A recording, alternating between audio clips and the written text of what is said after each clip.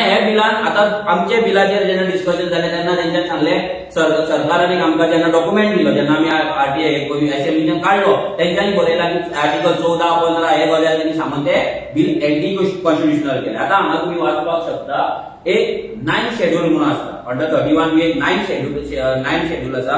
ते 9th शेड्यूलान कितें म्हणटा तेंच्यांनी कितें सांगला की हे बिल सरकारान हो एक्ट आसा तो इंडियन कॉन्स्टिट्युशनाच्या 9th शेड्यूलान घालपाचो सो दॅट ते बिल कोणूच चॅलेंज करपाक शकना. मागीर एकदा ते जालें 9th शेड्यूलान पडलें म्हटल्यार ते पडले ते आनी परते चॅलेंज जावपाचे ना. मागीर त्या बिलाक कोणूच एंटी कॉन्स्टिट्युशनल आमचो 14 आर्टिकल 15 हेच्या अंडर भायर पडटले ह्युमन रायट्स हे इक्वेलिटी ते काय गजाली चलपाचे ना. आनी अशी already 284 284 such laws are there in 9th schedule.